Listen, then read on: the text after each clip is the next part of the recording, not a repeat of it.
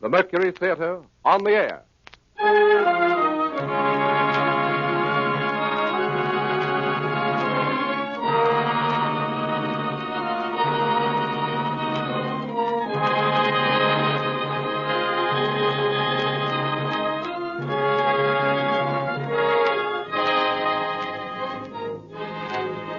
The Columbia Broadcasting System takes pleasure in bringing you the 12th in its series of weekly broadcasts featuring Orson Welles and the Mercury Theater on the air.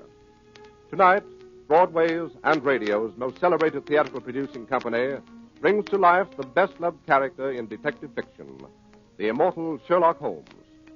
The play is Orson Welles' own adaptation for radio of William Gillette's enduring melodrama based on the famous stories by Sir Arthur Conan Doyle. Before the performance begins, here is the director of the Mercury Theater, the star and producer of these unique broadcasts, Orson Welles. Good evening. Well, tonight it's back to Baker Street. Back to that unlikely London of the 19th century where high adventure awaits all who would seek it, in a hansom cab or under a gas lamp in an Inverness cape. For tonight we pay tribute to the most wonderful member of that most wonderful world, a gentleman who never lived and who will never die. There are only a few of them, these permanent profiles, everlasting silhouettes on the edge of the world. There is first the little hunchback with a slapstick whose hooked nose is shaped like his cap. There is now and always will be the penguin-footed hobo in the derby and the baggy pants, and the small boy with a wooden head, and the long, rusty knight on horseback, and the fat knight who could only procure a charge on foot. There is also the tall gentleman with the hawk's face, and the underslung pipe, and the fore and aft cap. We'd know them anywhere and call them easily by name. Punch and the Charlies, Chaplin and McCarthy, Quixote, Sir John, and Sherlock Holmes. Now, irrelevant as this may seem, we of the Mercury Theater are very much occupied these days with rehearsals for a revival of a fine old American farce. A lot of you will remember, if only for its lovely title, which is Too Much Johnson. Its author was William Gillette, which reminded us, as it reminds you, of Sherlock Holmes. As everybody knows, that celebrated American inventor of underacting lent his considerable gifts as a playwright to the indestructible legend of the Conan Doyle detective, and produced the play which is as much a part of the Holmes literature as any of Sir Arthur's own romances, and as nobody will ever forget. He gave his face to him. For William Gillette was the aquiline and actual embodiment of Holmes himself. It is too little to say that William Gillette resembled Sherlock Holmes. Sherlock Holmes looks exactly like William Gillette. Sounds like him, too, we're afraid, and hope devoutly that the Mercury Theater and the radio will take none of the glamour from the beloved fable of Baker Street, from the pipe and the violin and the hideous purple dressing gown, from the needle and the cigar on the window ledge, and the dry, final, famous lines. Elementary, my dear Watson, elementary, the mere child's play of deduction.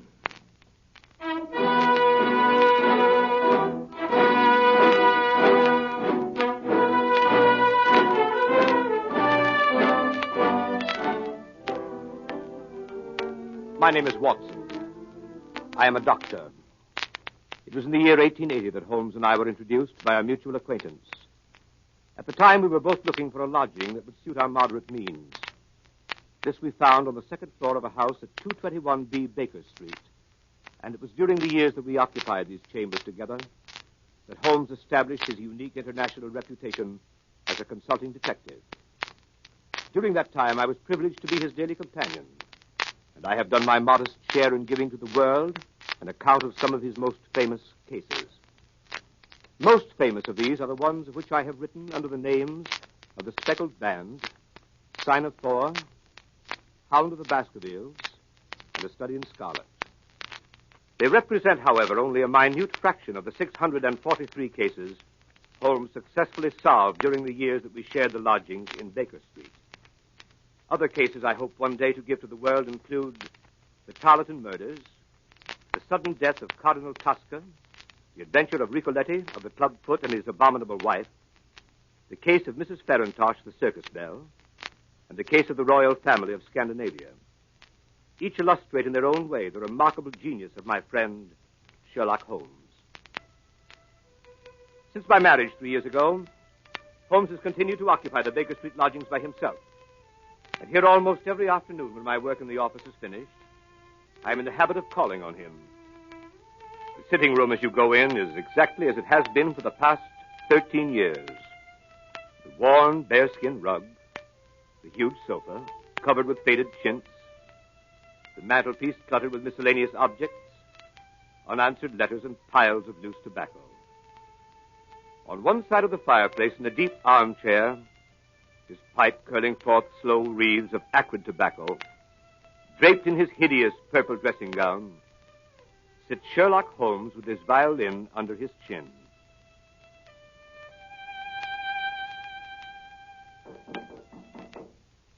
Come in. Oh, Watson, my dear fellow. How are you, Holmes? I'm delighted to see you. Perfectly delighted. Upon my word, I am, but I'm sorry to observe that your wife has left you. She has gone on a little visit. But how did you know? How did I? Well, I like that. How do I know anything?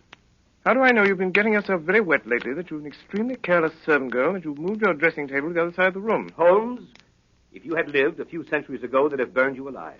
Such a conflagration would have saved me a great deal of trouble and expense. Tell me now, how did you know all that? Too simple to talk about. Scratches and clumsy cuts, my dear fellow, on the inner side of your shoe there, just where the firelight strikes it. Scratches, cuts. Somebody scraped away crusted mud and did it badly. Scraped the shoe along with it. There's your wet foot, my dear Watson, and your careless servant girl all on one shoe. Face badly shaved on the right side, always used to be on the left. Light must come from the other side. Couldn't very well move your window. Must move the dressing table. Of course. But how the deuce did you know my wife was away? Well, what the deuce is your second waistcoat button, Watson? And what the deuce is yesterday's buttonniere doing in today's lapel? And why the deuce do you wear the expression of a... Oh, marvelous. Elementary, my dear fellow, elementary. The child's play of deduction. I'm only doing it for your amusement before we pass on to more serious matters. Oh, what is it now, Holmes? Watson, my dear fellow, the enthusiasm which has prompted you to chronicle, and if you will excuse my saying so, somewhat to embellish my little adventures, you've occasionally seen fit to introduce a certain element of romance which struck me as being just a trifle out of place. Something like working an elopement into the fifth proposition of Euclid. I merely refer to this in case you should see fit at some future time to chronicle the case on which I am about to embark. The strange case of Professor Robert Moriarty. Moriarty? I don't remember ever having heard of the fellow. No, Watson, you haven't. It is precisely this quality of invisibility that makes of Professor Moriarty the Napoleon of crime. Sitting motionless like an ugly, venomous spider in the center of his web. But that web having 1,000 radiations and the spider knowing every quiver of every one of them. And within 48 hours, I'll have the lines drawn so tightly around him that he can't move. I'll arrest him and his entire gang. Why, Holmes, this is a very dangerous My thing. dear fellow, it's perfectly delightful. My whole life is spent in a series of frantic endeavors to escape from the dreary commonplaces of existence. For a brief period, I escape. You should congratulate me. The day before yesterday, I received in this room the visit of a certain foreign nobleman who has recently inherited a very considerable title and who is about to be married. Seems that this titled gentleman was so indiscreet as to fall in love with a young English lady by the name of Faulkner, socially his inferior, and to make her a promise of marriage. Later, at his family's insistence, the thing was broken off, and the young lady died shortly after of a broken heart, leaving behind a sister. Also, considerable evidence in the form of letters, photographs, and jewelry with inscriptions. These the sister kept. These, together with the sister, are now being held in a house in St. John's Wood by a pair of blackmailers who go by the name of Chetwood. So far as you see, my dear Watson, a fairly ordinary case of blackmail, hardly worth my attention. Last night, on my inspection, a certain element revealed itself which renders the case far more important than I had expected. And that element was? Professor Moriarty. Come in. Beg pardon, Mr. Holmes. Yes, Billy, what is it? Gentleman to see you by the name of Forman. Show him in, Billy. Show him in. Yes, Mr. Holmes. Come in, Mr. Forman. Good evening, Foreman. Good evening, Mr. Holmes. Watson, this is Inspector Forman. Since the day before yesterday, he occupies the position of butler under the name of Judson in the home of Mr. and Mrs. Chetwood, blackmailers of St. John's Wood. Well, Forman, any news? Yes, sir. This morning, a little after 9, Chetwood and his wife drove away in a four-wheeler. They returned about 11. Bassett was with them. You know him, sir? Yes. When I last had the occasion to meet Mr. Bassett, he got 2 years for safecracking. You go on, Foreman. Well, they took this man Bassett into the library. I got a look at him from the outside. And there he was opening up the safe where they'd been keeping the letters. Go on. In the end, when they got the safe open, it was empty. The letters were gone. It seems like the Faulkner girl got them back somehow. That got them pretty excited. Bassett went out to send a telegram. Have you got a copy of it? Yes. Here it is, sir. It's in code. Moriarty. I thought so, Watson. This case is taking a most promising turn. Foreman, you return at once to the house at St. John's Wood. In 10 minutes, I shall be there myself. If I remember correctly, the kitchen is immediately below the drawing room. Yes. When I knock over a chair in the drawing room, you'll overturn a lamp in the kitchen, scatter smoke balls, and give an alarm of fire. All other instructions remain unchanged. Very good, sir. Hurry, Foreman. Yes, Mr. Holmes. Well, my dear Watson, begins to look like a most interesting evening.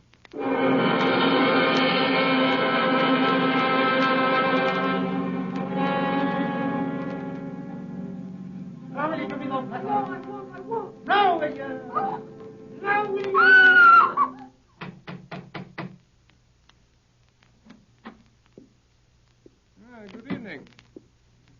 My name is Sherlock Holmes. Whom did you wish to see, Mr. Holmes? Oh, thank you so much, Mr. Chetwood. I had myself announced by the butler on my way up. Butler? I didn't... Oh, very well. Oh, here he is. Yes, Judson. Miss Faulkner begs Mr. Holmes to excuse her. She is not well enough to see anyone this evening. Will you please hand this card to Miss Faulkner and say that I beg your pardon, Mr. Holmes, but it's quite useless, really. Oh, I'm so sorry to hear it. Yes, Miss Faulkner is, I regret to say, quite an invalid. She is unable to see anyone. Her health is so poor. Has it ever occurred to you, Mr. Chetwood, that she might be confined to the house too much? How does that concern you? It doesn't. I simply make the suggestion. Might like to think it over. What's your butler's name? Judson, sir. Very well, Judson. Go on, take my card up. Very good, sir. Well, this is really too good. Why, of course, he can take up your card or your note or whatever it is if you wish it so much. I was only trying to save you the trouble. Thanks. It's hardly any trouble at all to send up a card. You know, Mr. Holmes, you interest me very much. Oh, really? Upon my word, yes. We've all heard of your wonderful methods, the astonishing manner in which you gain information from the most trifling details. Now, I dare say in this brief moment or two, you've discovered any number of things about me. Nothing of consequence, Mr. Chetwood. I hardly more than asked myself why you were so distressed to see me at this particular moment and what there can possibly be about the safe in the lower part of that desk to cause you such painful anxiety. Yes, very good. Very good indeed. If those things were only true now, I'd be wonderfully impressed. It would be absolutely remarkable. Excuse me, sir. Judson. A message for you, Mr. Chetwood. You'll excuse me, I trust. It's from, Miss Faulkner. Well, really. She begs to be allowed to see you, Mr. Holmes. She absolutely implores it. Well, I suppose I shall have to give way. Judson, ask Miss Faulkner to come down to the drawing room. Say that Mr. Holmes is waiting to see her. Very good, sir. Quite remarkable, upon my soul. May I ask, if it's not an impertinent question, what message you sent up that could so have aroused Miss Faulkner's desire to come down? Merely if that she wasn't down here in 5 minutes, I'd go up. Oh, that was it. Yes, quite so. And unless I'm greatly mistaken, I hear the young lady on the stairs. In which case she has a minute and a half to spare.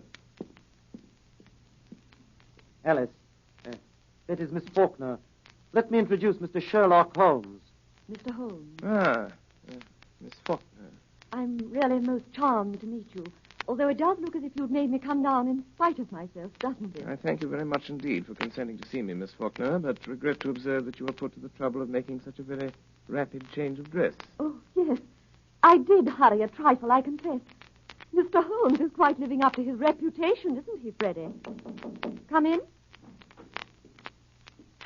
Yes, ma'am. What are you doing here, Judson? I beg pardon, ma'am. I was answering the bell. What bell? The drawing room bell, sir. What do you mean, you blockhead? No one rang the bell. I'm quite sure it was rung, sir. Well, I tell you it did not ring. Your butler is right, Mr. Chetwood. The bell did ring. How do you know? I rang it. What do you want? I want to send my card to the real Miss Faulkner. For real? I said the real Miss Faulkner. Judson. Yes, sir? Holmes, what right have you to ring for servants and give orders in my house? What right have you to prevent my cards from reaching their destination? And how does it happen that you and this woman are resorting to trickery and deceit to prevent me from seeing Alice Faulkner? Through some trifling oversight, Judson, neither of the cards I handed to him has been delivered. Kindly see that this error does not occur again. My orders, sir? Ah, you have orders. I can't say, sir. You were told not to deliver my card. What business is it of yours, I'd like to know? I shall satisfy your curiosity on that point in a very short time, Mr. Chetwood. Yes, and you'll find out in a very short time that it isn't safe to meddle with me. It wouldn't be any trouble at all for me to throw you out into the street. Possibly not, but trouble would swiftly follow such an experiment on your part. It's a cursed lucky thing for you I'm not armed. Yes, well, Miss Faulkner comes down, you go and arm yourself. Arm myself? I'll call the police. What's more, I'll do it now. Oh, no, you will not do it now. You will remain where you are until the lady I came here to see has entered this room. What makes you so sure of that? Because you will prefer to avoid an investigation of your suspicious conduct, Mr. James Larrabee.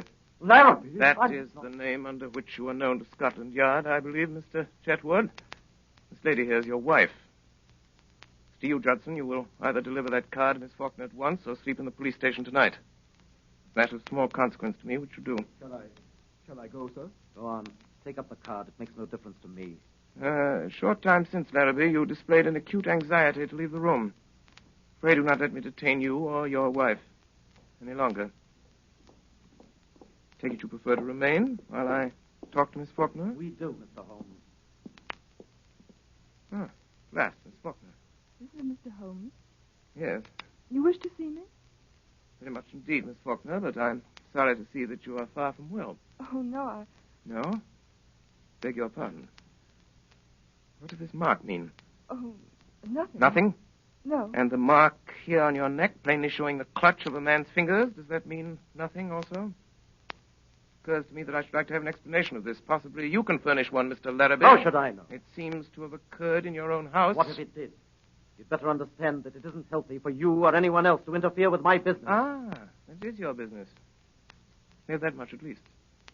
Pray be seated, Miss Faulkner. I don't know who you are, Mr. Holmes, or why you were here. I shall be very glad indeed to explain. My business is this. I've been consulted as to the possibility of obtaining from you certain letters addressed to your sister, which are supposed to be in your possession. I cannot give up my sister's letters, Mr. Holmes. There are other things besides revenge. There is punishment. Believe me, Miss Faulkner. There is nothing more to say. Good night, Mr. Holmes. But my dear Miss Faulkner... Oh, I'm so sorry. How clumsy of me to turn over this chair.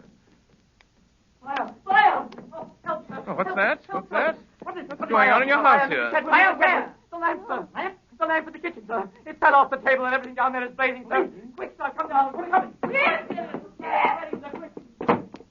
Don't alarm yourself, Miss Faulkner. There is no fire. No fire. The smoke was all arranged for. Arranged for? What does it mean, Mr. Holmes? It means this, Miss Faulkner. It means that I wanted a package of letters, Miss Faulkner, and that by following your eyes just now, when you thought there was a fire, I discovered that you'd hidden them in the upholstery of this chair. Yes. Quite elementary, as you see. And now that they're in my possession, there seems to be no reason for me to remain any longer in this house. Good night, Miss Faulkner. Miss Faulkner. Yes. I can't take them, Miss Faulkner. These letters belong to you. I find that I cannot keep them unless you can possibly change your mind and let me have them of your own free will. I hardly suppose you could. I will therefore return them to you, and, here's our friend Mr. Larrabee returning from the fire.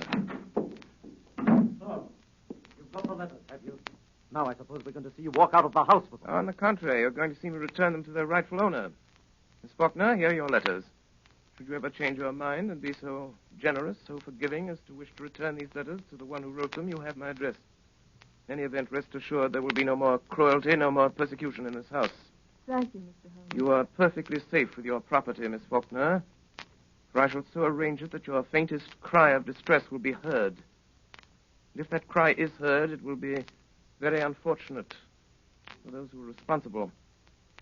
As for you, Mr. Larrabee, and you, madame, I beg you to understand that you continue your persecution of that young lady at your peril. Good night. Miss Faulkner. Come here, Miss Faulkner. Now. Are you going to give me those letters? No, never. Are you going to give me those letters? Oh. Now then. Be careful, Jim. You shut up. Now then, Miss Faulkner. Do you give me those letters, or do I break your arm?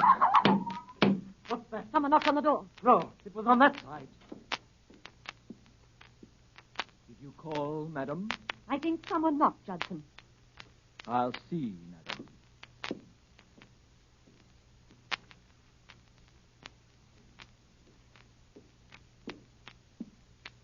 I beg pardon, madam, but there's no one at the door.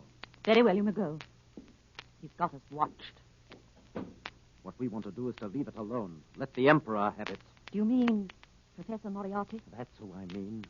Once let him get at it, he'll settle it with Holmes pretty quick. Don't you worry a minute.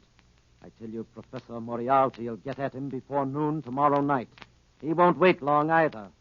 And when he strikes, it means death.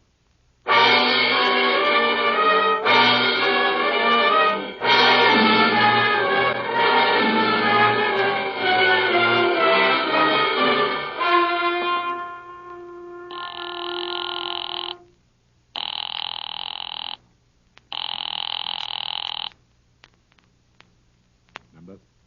82. V71. Correct. Moriarty speaking. I'm in Bessie. Your report coming from Manning? The whole thing was a trap, set and baited by an expert. And Manning? Manning has disappeared. Disappeared. Sherlock Holmes again. And now this Larrabee job. He's in on that, too. And that's where he's made his mistake. Mr. Holmes is playing rather a dangerous game, Bassick. Inspector Wilson tried it 7 years ago. Wilson is dead. 2 years later, Henderson took it up. We haven't heard anything of Henderson lately, eh? Not a thing, sir. You'll see about that. This Holmes is rather a talented man. He doesn't realize there isn't a street in London that'll be safe for him if I whisper his name to Craigin. I might even make him a little call myself, just for the satisfaction of it. Just for the satisfaction of it. Baker Street, isn't it, his place? Baker Street, eh? Baker Street, sir. We could make it safe. We could make it absolutely safe for 3 streets in every direction. Yes, sir, but we could. We've done it over and over again elsewhere. Police deployed, men in every doorway. Do this tonight in Baker Street. At 9 o'clock, call his attendants out on one pretext or another and keep them out. You understand? I'll see this Sherlock Holmes myself. I'll give him a chance for his life. Bassick. Yes, sir. Notify the Lascar that I may require the gas chamber at Stepney tomorrow night. And have Craigin there at 10:15 with his crew. Tell Larrabee I shall want him to write a letter to Mr. Sherlock Holmes, which I shall dictate. Meet me here at 7. And Bassick, place your men at 9 tonight for Sherlock Holmes's house in Baker Street. You still go there yourself, sir? I will still go there myself. At this meeting tomorrow night, sir, to get him in the gas chamber. If I fail to kill him in Baker Street, you'll have him in Swandam Lane. Either way, I have him, Bassett. 2 strings to our bow. 2 strings, eh, Bassett? Yes.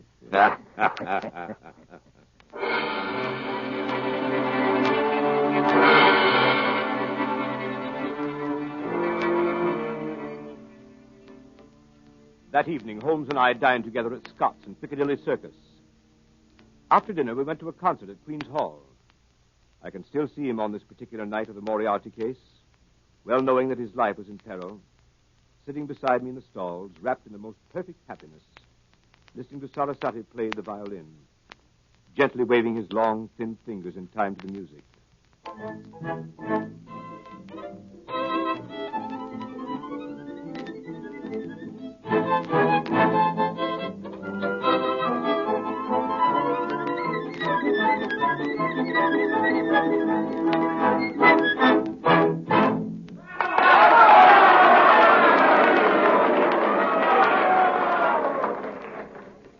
was over, he rose, put on his long coat, and started with long steps in the direction of the street. Come, my dear Watson. Let's go on to Baker Street. I have an idea that very soon we shall be receiving a most interesting visit. In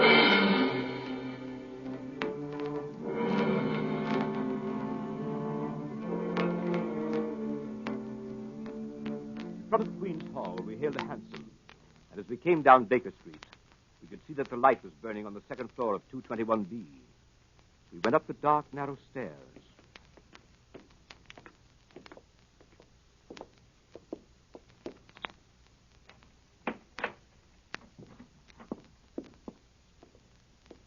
Mr. Holmes. The boy Billy was waiting for us. Mr. Holmes. What is it? Mrs. Hudson's compliments, sir, and she wants to know if she can see you. Now, where is Mrs. Hudson? Downstairs in the kitchen, sir. My compliments, and I don't think she can. Where she is. She'll be very sorry, sir. Our regret will be mutual. It was most terribly important, sir, seeing as she wants to know what you'll have for breakfast in the morning. The same. Same as when, sir? This morning. But you didn't have nothing, sir. You wasn't here. I won't be here tomorrow. Yes, sir. Was that all, sir? Quite so. Yes, sir. Thank you, sir. Oh, Mr. Holmes, here's a letter for you, sir, on the table. Delivered 10 minutes ago. Well, read it, Watson. There's a good fellow. I put on my dressing gown. Yes. Dear sir. Thus addresses me. Why, James Larrabee. And what has James to say this evening? Dear sir. I hope he won't say that again. I have the honor to inform you that Miss Faulkner has changed her mind regarding the letters, etc., which you wish to obtain, and has decided to dispose of them for a monetary consideration. If you wish to negotiate, will you be at 9 o'clock at the Guards' Monument at the foot of Waterloo Place? You will see a four-wheeler with wooden shutters to the windows. If you have the cab followed or try any other underhand trick, you won't get what you want. Let me know your decisions. Yours truly, James Larrabee. Mine truly. Well, later, perhaps. What does the fellow mean? The fellow means to sell me a base imitation for a large sum of money of certain letters that he does not possess. I shall probably buy them from him. Now, see if I have the points. Tonight, 11 o'clock, Guards Monument, cab with wooden shutters, no one to come with me, no one to follow. Or I don't get what I want. Quite right. But this cab with the wooden shutters? Merely a little device to keep me from seeing where they're taking me. Billy. Yes, sir. Give this to the man. It was a woman, sir. Oh, young or old? Looked quite young, sir. Handsome? Four-wheeler, sir. Seen the driver before? Yes, sir, but I can't think where. Hand this to the lady, apologize for the delay, and look at the driver again. Yes, sir. But, my dear Holmes, you didn't say you would go. But I certainly did. But this fellow means mischief. This fellow means the same. I beg pardon, sir. A message come over from the chemist on the corner to say a man has been hit by a bus. Looks like his legs broke. And would Dr. Watson kindly step over and help till the ambulance You comes? certainly are. Go at once. I'll be back in a minute, Holmes. Billy. Yes, sir. Who brought that message? Boy from the chemist, sir. Yes, of course. But which boy? Must have been a new one, sir. I ain't seen him before. Billy. Get downstairs quickly. Look after the doctor. The boy's gone. There's a man with him. It means mischief. Let me know. Don't stop to come up. Ring the doorbell. I'll hear it. Ring it loud. Yes, sir.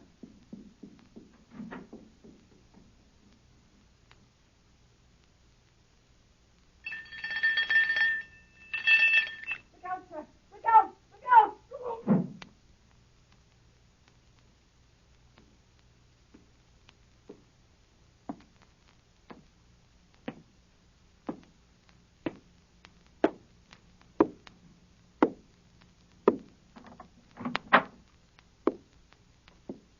Dangerous habit, Mr. Holmes, to finger loaded firearms in the pocket of one's dressing gown.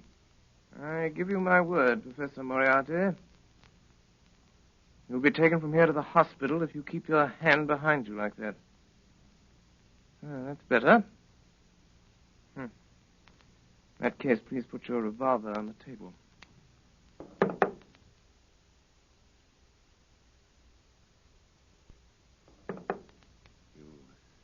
Evidently don't know me. I think it's quite evident that I do. Pray have a chair, Professor. I can spare you 5 minutes. If you have anything to say. Careful. What are you about to do, Professor Moriarty? Look at my watch. I'll tell you when your 5 minutes is up. Is your intention to pursue this case against me? That is my intention. To the very end. I regret this. so much on my own account, but on yours. I share your regret, Professor, but solely because of the rather uncomfortable position it will cause you to occupy. May I inquire to what position you're pleased to allude, Mr. Holmes? I refer to the position you will occupy at the end of a rope, Professor Moriarty. Have you the faintest idea that you'll be permitted to live to see that day? As to that, I do not particularly care, so that I bring you to see it. You'll never bring me to see it. You think that I would be here if I hadn't made the streets quite safe in every respect? I could never so grossly overestimate your courage as that, Professor Moriarty. You imagine that your friend the doctor and your boy Billy will soon return? What? So, it leaves us quite alone, doesn't it, sir? Quite alone. So that we can talk the matter over quietly, Mr. Holmes, and not be disturbed. In the first place, I wish to call your attention to a few memoranda which I've jotted down, and which you will find... well, here they are. Look out! Don't do that. Hands down, quickly! You'll farther away from that memorandum book you're talking about. I was merely about to take out a small notebook. Well, merely don't do it. I don't want it. I've got one of my own. If you want it, we'll have someone get it for you. I always like to save my guests unnecessary trouble. I observe that your boy doesn't answer the bell. No, but I have an idea that he will before long. It may possibly be longer than you think, Mr. Holmes. What? That boy? Yes, that boy. At least we'll try the bell once more, Professor. Doesn't it occur to you that he may possibly have been detained, Mr. Holmes? It does, Professor. But it also occurs to me that you're in very much the same predicament, Professor Moriarty. I beg pardon, sir. Someone tried to hold me, sir. It's quite evident, however, that he failed to do so. Yes, sir. He's got my coat, sir, but he ain't got me. Billy. Yes, sir. Billy, the gentleman I'm carefully pointing out to you with this 45 desires to have us get us something of his left hand inside coat pocket. As he's not feeling quite himself today, and the consequence of his trying to do it himself might prove fatal, I suggest you attend to it for him. Yes, sir. Is this it, sir? This gun? Quite so. So I'll put it on the table. Not there, Billy. On this table, where I can reach it. More like it. That's all, Billy. Shall I see if he's got another, sir? Why, Billy, you surprise me. Perhaps the gentleman's taken the trouble to inform us that he hasn't. When, sir? When he made a snatch for this one. And now, Professor, now that we have your little memorandum book, do you think of anything else you'd like before Billy goes? Any little thing you've got that you don't want? So sorry. That's all, Billy. Thank you, sir. Listen, Holmes, to me. On the 4th of January, you crossed my path.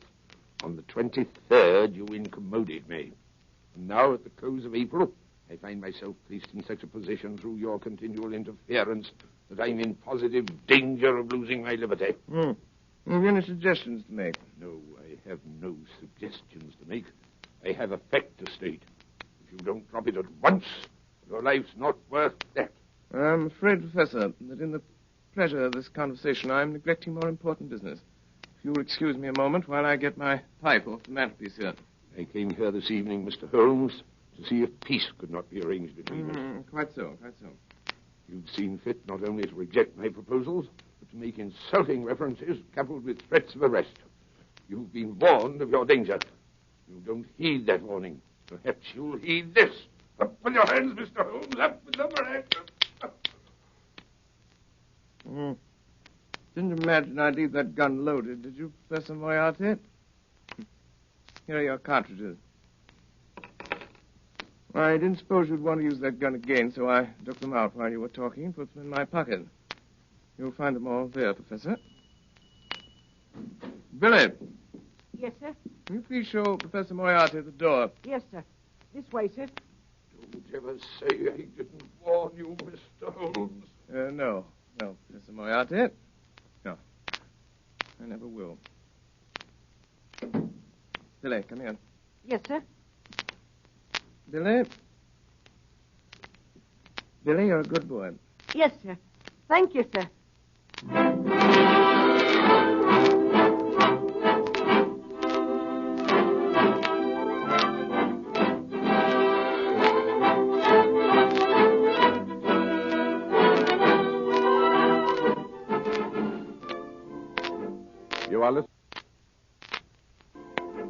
You are listening to the Columbia Broadcasting System's presentation of Orson Welles and the Mercury Theater on the Air in Sherlock Holmes, with Orson Welles in the title role and Ray Collins as Dr. Watson.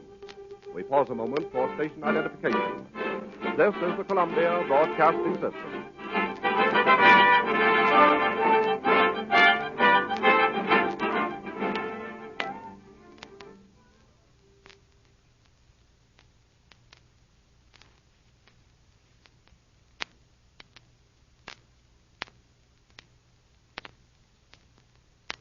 We continue now with this CBS presentation of Sherlock Holmes, played by Orson Welles and the Mercury Theater on the Air.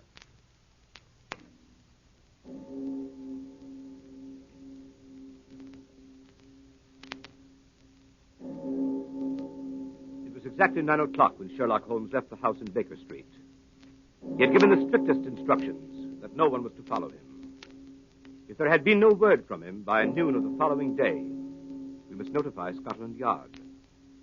I went to the window and looked after him as he went down Baker Street. A tall, thin figure in a gray ulster, walking with long, smooth steps in the direction of Langham Place. There he entered a cab.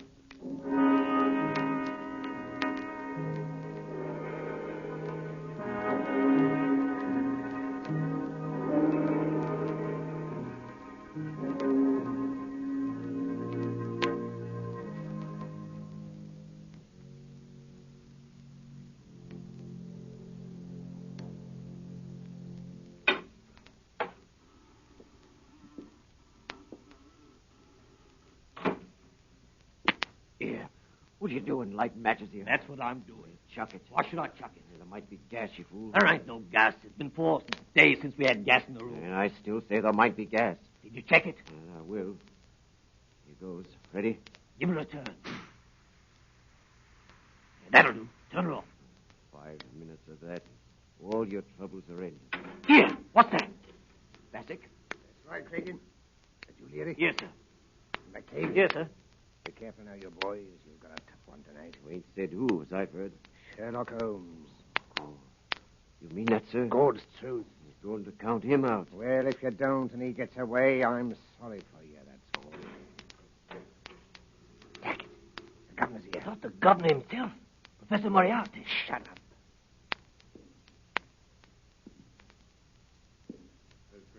Yes, sir. Got your full crew? All yours, sir. No mistakes tonight, Craigin. I'll be careful of that, sir. This is Larrabee. Hello. He's in on this job. Hello, Larrabee. What's that door, Bassick? A small cupboard, sir. No outlet? None whatever, sir. That window? Nailed down, sir. Man might break the glass. If he did, he'd come up against the heavy iron bars outside. Huh. We'll have him tied down before he can break any glass, sir. You've used it before, eh? Of course, you know it's airtight. Every crevice is sealed, sir. When the men have turned the gas on him, they leave by this door. Yes, sir. Be made quite secure. Heavy bolts on the outside, sir. Solid oak bars overall. Let me see how quick you can operate them. They tie a man down, sir. There's no need to hurry. Let me see how quick you can operate them. Leary. Yes, sir. That's good. Open it up. Now, Craigin, and the rest of you, one thing remember. Whatever happens, no shooting tonight. Not a single shot. Will be heard in the alley below. First thing is to get his revolver away before he has a chance to use it. 2 of you attract his attention in front. The other come up on him from behind and snatch it out of his pocket. Then you have him. Arrange that, Craigin. I'll attend to it, sir. Mr. Larrabee, you understand? We wait for you. I understand, sir. They give you this opportunity to sell him the packet of letters you forged and get what you can for your trouble. A few £100 doesn't interest me, Mr. Larrabee. What I am after is Holmes. I understand, sir. When you've finished and got your money, you whistle, and these gentlemen come in. Let's hear it. You hear that, Craigin? That's right. And Craigin, the proper moment, present my compliments to Mr. Sherlock Holmes and say that I wished him a pleasant journey to the other side. Come on, Bassick. Good night, gentlemen. Good night. Good night. Good night. Good night, sir. All right, boys.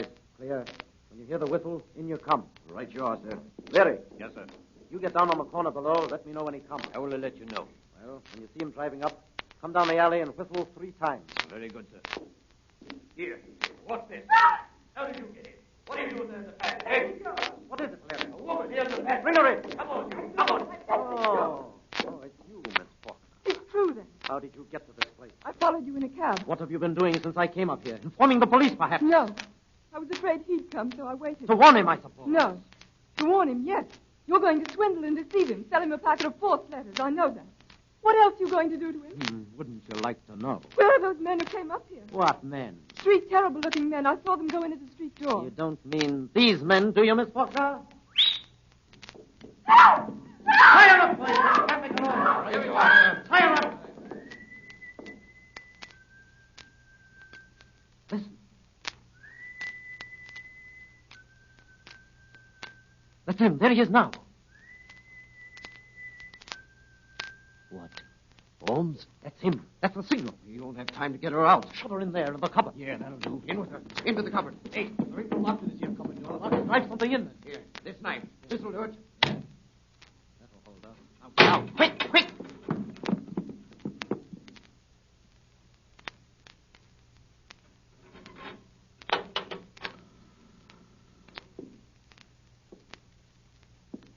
Good evening, Mr. Holmes.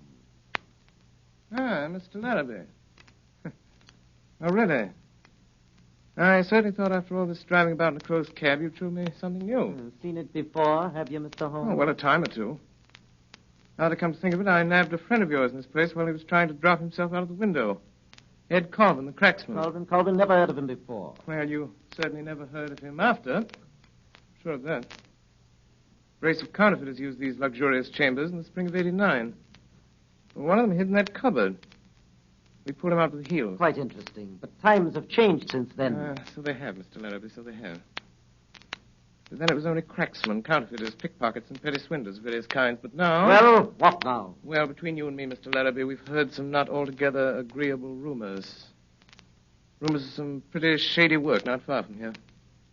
Murder to a very peculiar kind. I've always had a suspicion... That's it. My surmise was correct. It is. It is what? This room is corked, sealed. What does that signify to us? Nothing to us, Mr. Larrabee, nothing to us. But it might signify a good deal to some poor devil who's been caught and gassed in this trap. Well, if it's nothing to us, suppose we leave it alone and get to business. My time is limited. Yeah, of course. I should have realized that these reflections could not possibly appeal to you. Well, have a cigar, Mr. Holmes? Oh, thanks. Oh, good cigar, this, Mr. Larrabee. A genuine Havana. Glad you like it. Now, here is the little packet of letters which is the object of this meeting. I haven't opened it yet, but Miss Faulkner tells me everything is there. I suppose, Mr. Larrabee, that as Miss Faulkner knows nothing about this affair, we omit her name from the discussion. What do you mean? Who told you she doesn't know? You did. Every look, tone, gesture, everything you've said and done since I've been in this room has informed me that Miss Faulkner has never consented to this transaction. It is a little speculation of your own. Oh, I suppose you think you can read me like a book. Oh, no, like a primer. Well, let it pass. How much will you give? £1,000. I couldn't take it. What do you ask? 5,000. I couldn't give it.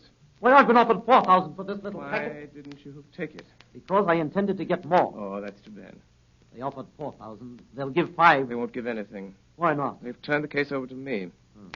Will you give 3,000? Mr. Larrabee, strange as it may appear, my time is limited as well as yours. I have brought with me the sum of £1,000, which is all that I wish to pay. If it is your desire to sell at this figure, kindly appraise me of the fact at once. If not, permit me to wish you a very good evening.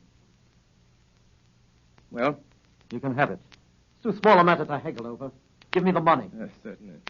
I thought you said you'd only brought just 1,000. I did. This is it. You brought a trifle more, I see. Quite so. I didn't say I hadn't brought any more. You can do your little tricks when it comes to it, can't you? It depends on who I'm dealing with. Yeah. You give me that money. Come on, quick. Hand it over. Get over. Now, I've got you where I want you, James Larrabee. You've been so cunning and so cautious and so wise, we couldn't find a thing to hold you for, but this little slip will get you in for robbery. You'll have me in for you. What are your views about being able to get away from here yourself? I do not anticipate any particular difficulty. Robbery, eh? Why, even if you got away from here, you haven't got a witness. You haven't got a witness to your name. I'm not so sure of that, Mr. Larrabee. Not so sure of that. You usually fasten this cupboard door with a knife? Come away from that door! Faulkner! Stand back. Oh, contemptible scoundrel. What does this mean? I'll show you what it means. Press it quick. I'm afraid you're badly hurt, Miss Faulkner. Mr. Holmes, look behind you! What is it, boy? I'll have to ask you gentlemen to wait just one moment, please. Here there. What's the idea of sitting down and writing? What are you writing? Writing your will, I suppose. No, only a brief description of one or two of your gentlemen. The police. I'm ready now. Wait a bit. You better listen to me, Mr. Holmes. We're going to tie you down nice and tight to the top of that table. Why, you surprised me, gentlemen.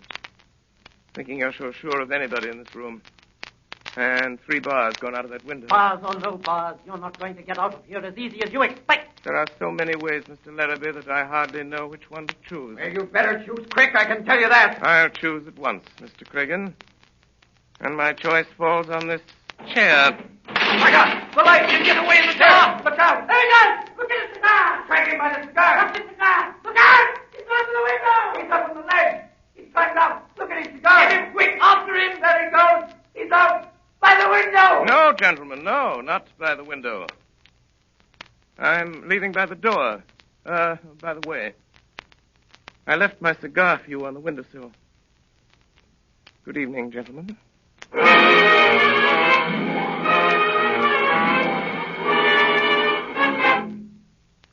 There was no news of Holmes that night, and Billy reported next morning that he had not breakfasted at home.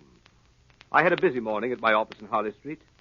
It was after 11 before the last of my appointments was over, and still no news of Holmes.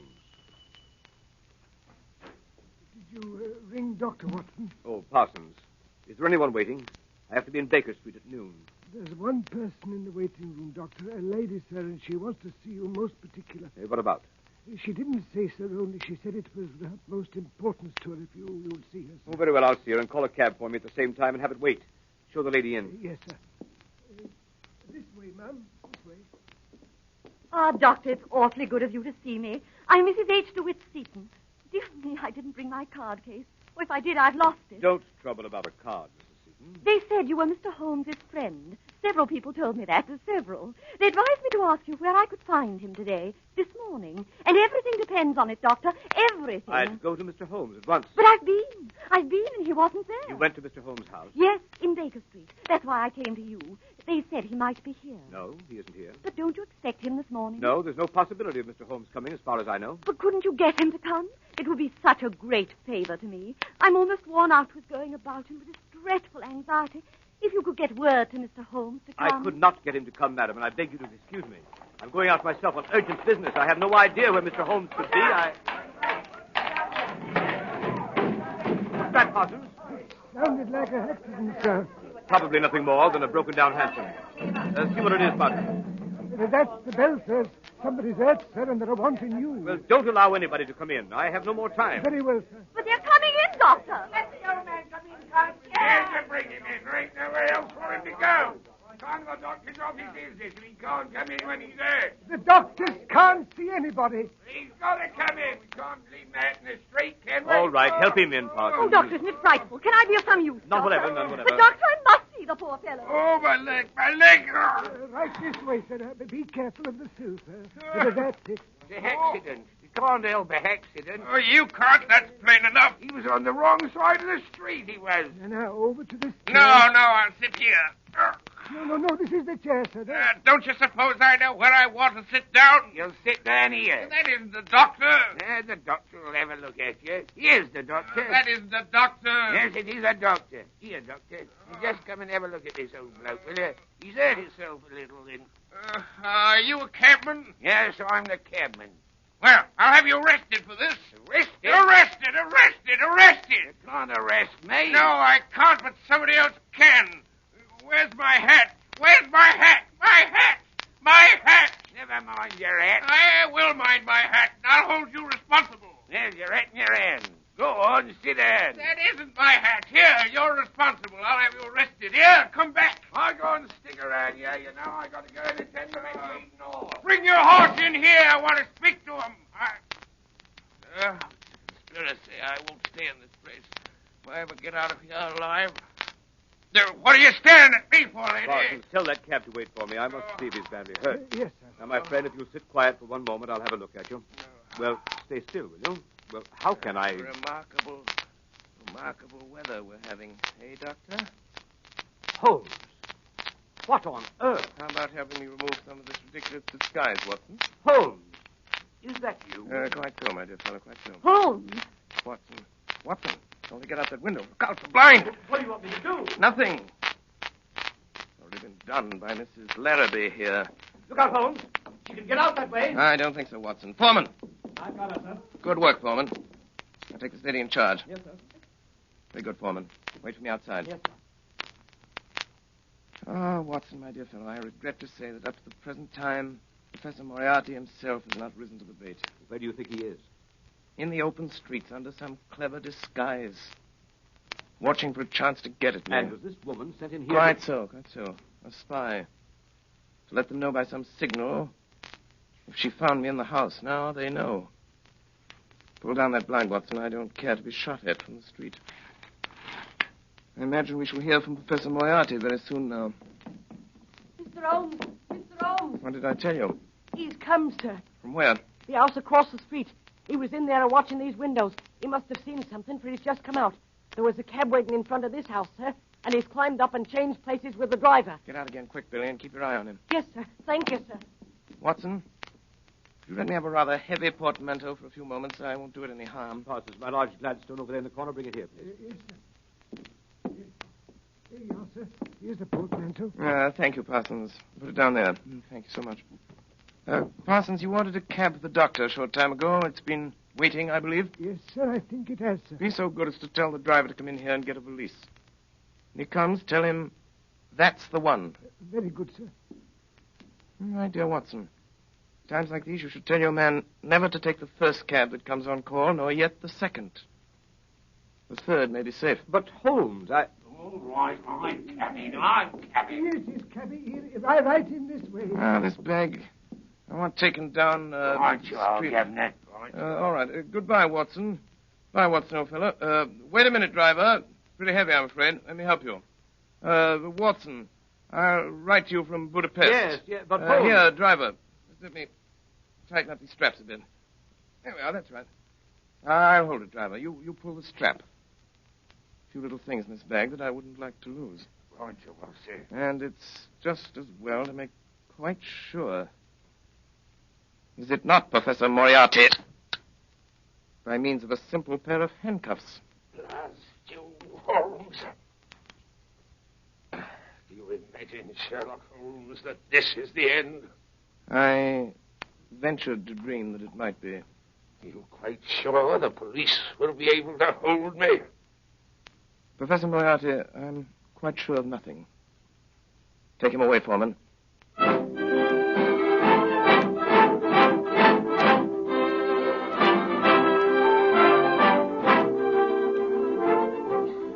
And so, my dear Watson, ends the strange case of Miss Alice Faulkner. Well, what about the letters? Oh, the letters. They were returned to their rightful owner over an hour ago. I suspected from the start that Miss Faulkner was really a nice girl at heart.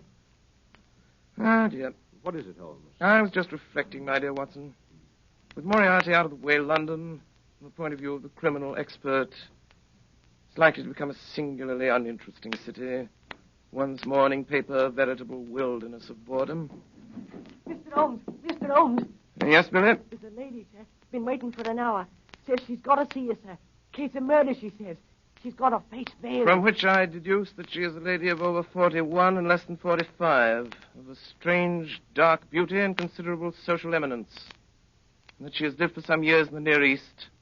That she is now wearing a large blood ruby on the second finger of her left hand. Holmes, how do you know these things? It's amazing. Elementary, my dear Watson. Elementary. The child's play of deduction.